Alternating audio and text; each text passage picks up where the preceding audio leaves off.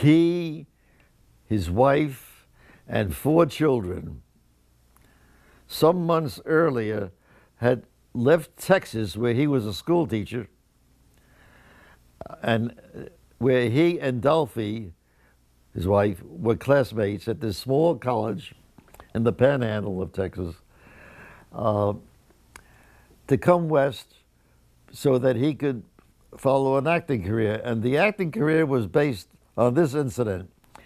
The senior class was at the college was doing a play, and they needed someone actually to stand up and hold a torch to light the stage.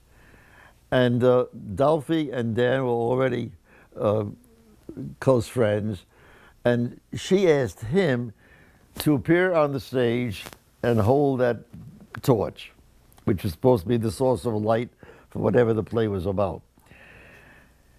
And Dan told me that standing there holding that torch and looking out at that audience, which was probably like 100 people or something like that, he knew that he was destined to be an actor.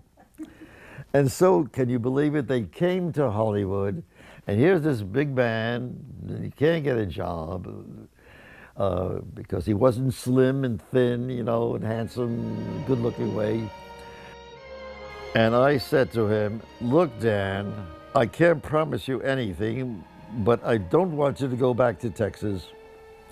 I would like you to stay in Los Angeles so I can give you another shot, another role. He doesn't want to take it. I said, no, it's more important to me that you be here, and so I give you another chance to do the part. And so a few weeks later, I found the part, and he was wonderful in it. And I told the director, the cameraman, I said, give him a close-up or two. Let's see how he works. And the script girl, I said, listen to his dialogue, see how he reads his words. Gave him a few lines. And he was just, again, absolutely fantastic. I gave him a number of other parts.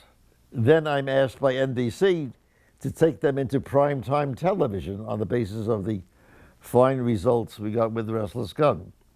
NBC tells me that they love the treatment and they want to go right into production. I agreed to write the pilot script. And I tell them that I want these 4 actors, including Dan Blockham, to play Haas.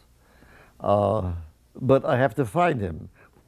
Well, by a strange, wonderful coincidence, he was the same lot, Republic, where I was shooting Restless Gun, and they had just announced a new series, Cimarron City, in which he would be cast.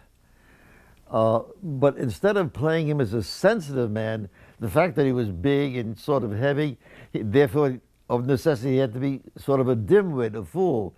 And they put a little derby hat, kind of a grotesque, tiny little hat, on his head. In fact, they called him, I think, Tiny in the show. And he was supposed to play somebody who wasn't too bright, which I felt was so typical of Hollywood, so wrong, so unfair. And I tell him about the role of Haas in this new show, an hour-long show that we were doing for NBC. Well, Cimarron City had already begun to work. He was very unhappy with his role. The show was canceled, I think, after just about 6 or 7 hours.